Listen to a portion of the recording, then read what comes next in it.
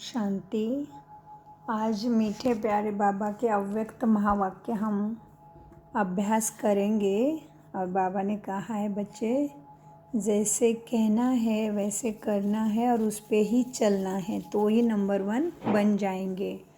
तो आज हम देखते हैं 16/1/1975 की मुरली है। 16 जनवरी 75 और मुरली का शीर्षक है ज्वाला रूप अवस्था।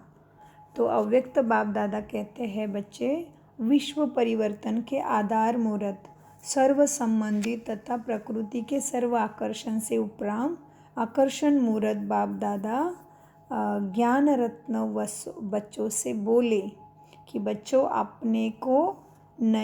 बाबा बच्चों को अपने नयनों में समाये हुए नयनों के नूरे रत्न समझते हो।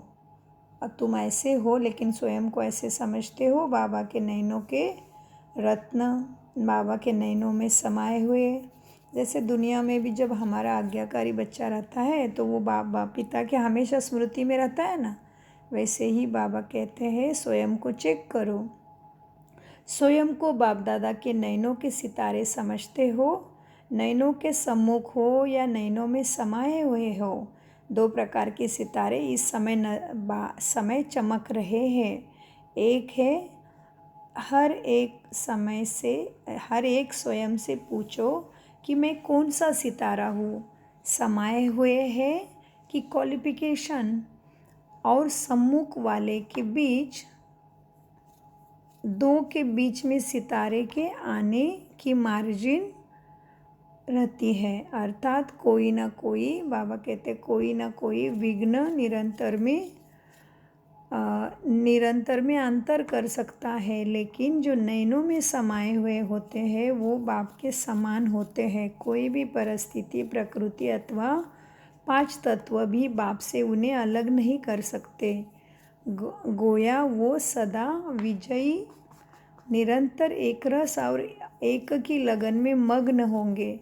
एक बाप और बाप समान सदा ईश्वरीय सेवा, बस इसके सिवा उन्हें और कुछ दिखाई नहीं देगा। उनकी दृष्टि, वृत्ति और स्मृति में ये तीनों ही सदा समर्ती रहती है, अर्थात व्यर्थ समाप्त हो जाता है। ऐसे बने हो या बनना है।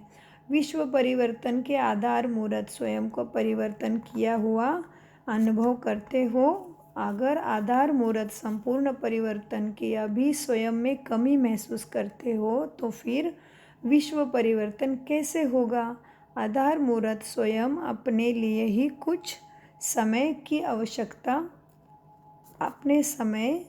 बाबा कहते जो आधार मूर्त स्वयं अपने लिए ही कुछ समय की आवश्यकता समझते हैं या विश्व परिवर्तन के लिए भी अभी समय चाहिए, यह संकल्प उत्पन्न होता है।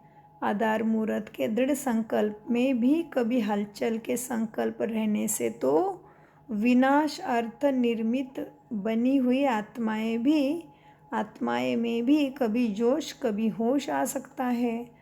आधार मूर्त आत्माओं का संकल्प ही विनाश अर्थ निमित्त बनी हुई आत्माओं को प्रेरणा का आधार है। तो अपने आप से पूछो कि प्रेरणा शक्ति सेना का संकल्प दृढ़ निश्चय बुद्धि है और स्वयं एवर रेडी है। जैसे यज्ञ रचने के निमित्त ब्रह्मा बाप के साथ ब्राह्मण बने तो यज्ञ से प्रज्वलित हुई यह जो विनाश ज्वाला है, इसके लिए भी जब तक ज्वाला रूप नहीं बनते हो तब तक विनाश माना सभी के अंदर से बुराई खत्म कैसे होगी। विनाश माना दुखों का, कष्टों का नाश कैसे होगा। बाबा कहते हैं तो विनाश की ज्वाला भी संपूर्ण ज्वाला रूप नहीं लेती है, क्योंकि तुम एवर रेडी नहीं रहते हो। यह भड़कती है फिर शीतल हो जाती है। कारण क्या? क्योंकि ज्वाला मूर्त और आधार मूर्त आत्माएं सभी अभी स्वयं ही सदा ज्वाला रूप नहीं बनते हैं। ज्वाला रूप बनने का दृढ़ संकल्प स्मृति में नहीं रहता है। ज्वाला रूप बनने का मुख्य और सहज पुरुषार्थ कौन सा है? मेरा तो एक बाबा और दूसरा ना कोई, तो मेरा तो एक शिव बाबा। ये सहज पुरुषार्थी ज्वाला रूप बनने का मुख्य स्मृति रहे। इसके लिए कौन सा पुरुषार्थ है? अब लास्ट विशेष पुरुषार्थ कौन सा रहा है? उपराम अवस्था, यह है रिजल्ट। लेकिन उसका भी पुरुषार्थ क्या है? न्यारापन। न्यारापन भी किससे आएगा? कौन सी धुन में रहने से न्यारापन आएगा? धुन यही रहे कि अब घर वापस जाना है। जाना है अर्थात उपराम। जाना है जहाँ जाना है वहाँ वैसा पुरुषार्थ स्वतः ही चलता है। तो अब घर जाना है, इसकी धुन ही तुम्हें न्यारा और उपराम अवस्था दिलाएगा, और उससे ही फिर एवर रेडी बन विनाश, माना सबका दुखों का नाश होगा, सुख की दुनिया आएगी। बाबा कहते हैं अब जब अपने निराकार घर जाना है तो वैसा अपना वेश बनाना होता है।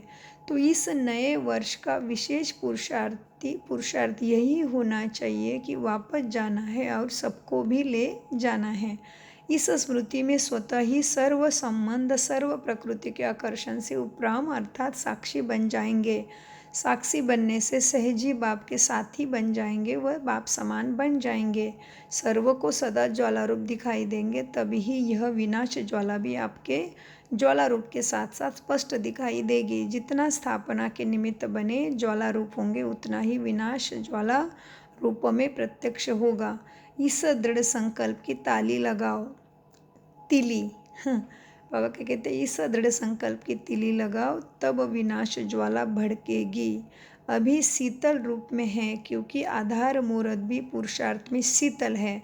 संगठन रूप का ज्वाला रूप विश्व के विनाश के कार्य में संपन्न करेगा। विनाश माना सबों के दुखों का, कष्टों का नाश। बाबा कहते अल्प आत्माओं का दृढ़ संकल्प अल्प काल के लिए कहीं कहीं विनाश ज्वाला भड़कने के निमित्त बनता है, लेकिन महाविनाश और विश्व परिवर्तन संगठन के एक श्रेष्ठ संकल्प के सिवाय संपन्न नहीं हो सकता। इसीलिए इस वर्ष में अपनी लास्ट स्टेज सर्व कर्म बंधन से मुक्त कर्मातीत अवस्था, न्यारे और प्यारेपन का बैलेंस सदा ठीक रहे, ऐसा निराकारी स्टेज संगठन रूप में बनाओ। तब विनाश के नज़ारे और साथ साथ नई दुनिया की नज़ारे स्पष्ट दिखाई देंगे। सबको इस वर्ष यही पुरुषार्थ करना है। इस लास्ट वर्ष से ही स्वयं की और विनाश की गति फास्ट होगी। संकल्प चलता है या समाप्त हो गया है, घबराते तो नहीं होना कि क्या होगा, प्रश्न में तो नहीं आते हो ना कि कैसे होगा, क्या होगा, अगर मगर तो नहीं आता है ना। अगर हुआ तो कोई कहता है मगर होना ही है, कोई अगर कहता, कोई मगर कहता, लेकिन क्या होगा। कोई समझते हैं कि बाप तो अव्यक्त हो गया, व्यक्त में सामना करने वाले तो हम हैं, लेकिन आप भी अव्यक्त हो जाओ, अर्थात कोई भी सामने आए तो भी व्यक्त भाव का बात उन्हें दिखाई ना दे, यह करने की हिम्मत ना हो। औरों के भी व्यक्त भाव को मिटाने वाले तुम अव्यक्त फरिश्ता बन जाओ। ऐसे अव्यक्त स्थिति व वायुमंडल अर्थात पांडवों का किला बनाओ तो हलचल समाप्त हो जाएगी। तो खुद की अव्यक्त स्थिति बना फरिश्ता, लाइट का स्वरूप। बाप दादा अंत तक आपके साथ है और सदा बच्चों के ऊपर स्नेह और सहयोग की छत्र छाया के समान है। इसीलिए बिल्कुल घबराओ मत। बैकबोन बाप दादा समान करने के लिए किसी भी व्यक्ति द्वारा समय पर प्रत्यक्ष हो ही जाएंगे। बाबा कहते बैकबोन बाप दादा समाना। बाबा क्या कहते, ध्यान से सुनते हैं। बैकबोन बाप दादा सामना करने के लिए किसी भी व्यक्ति द्वारा समय पर प्रत्यक्ष हो ही जाएंगे और अभी भी हो रहे हैं। बाबा कहते कुछ भी हो जाएगा तो भी घबराओ नहीं, अपनी स्थिति बनाओ, बाप दादा है ही तुम्हारे साथ, हर चीज़ का सामना बाप दादा खुद करेगा।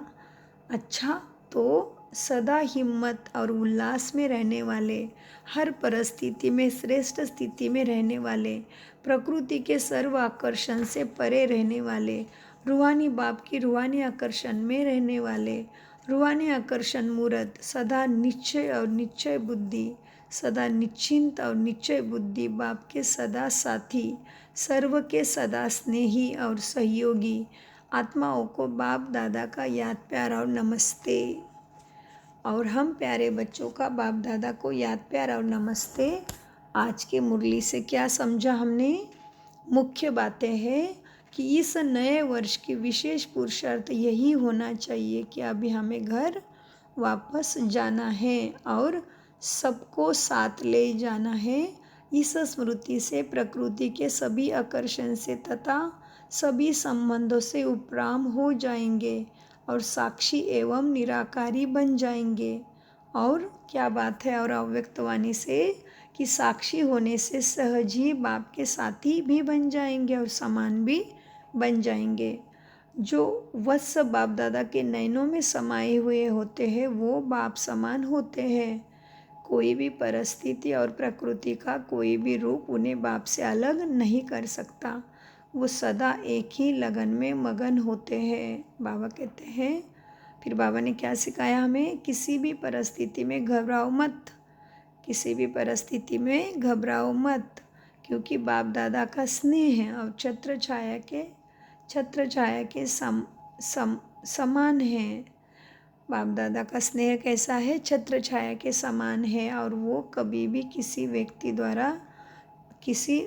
द्वारा तुम्हें प्रत्यक्ष भी हो जाएगा। तुम्हारे ऊपर कुछ भी आज आएगी नहीं, बस तुम एक रस बन जाओ। फिर बाबा ने क्या और समझाया था हमें कल के अव्यक्त मुरली से कि जितना साक्षात्कार रूप में स्थित होना सहज अनुभव होता है, उतना ही बाबा ने कहा था आकारी स्वरूप अर्थात अपनी संपूर्ण स्टेज में, और उतना ही अपनी निराकारी अनादि स्टेज में स्थित होना सहज अनुभव होना चाहिए। और बाबा ने कहा था याद रखना है कि जैसा संकल्प मैं करूँगा और जैसी वृत्ति मेरी होगी वैसा वायुमंडल भी फैलेगा और वाइब्रेशन भी ऐसे ही फैलेंगे। और बाबा ने बताया था विनाश की घड़ियाँ गिनती करने की बजाय स्वयं को संपूर्ण बना के अपने अंदर से सारे विकारों का विनाश करो और स्वयं को संपूर्ण बनाने की और बाप समान क्वालिफिकेशन की बार बार गिनती करो कि मेरे में बाप दादा समान कितने गुण आ गए हैं। बाबा ने कहा था एक्चुअल में प्रैक्टिकल में क्या करना है? कहना कम और करना ज़्यादा, बोलना से ज़्यादा, बाबा कहते हैं बोलना सोचने से ज़्यादा बन के दिखाओ। और बाबा ने कहा सोचना, बोलना और करना ये तीनों भी एक समान होना चाहिए। ओम शांति। मीठे प्यारे अव्यक्त बाप दादा का अनगिनत पदम गुना शुक्रिया फरिश्तों।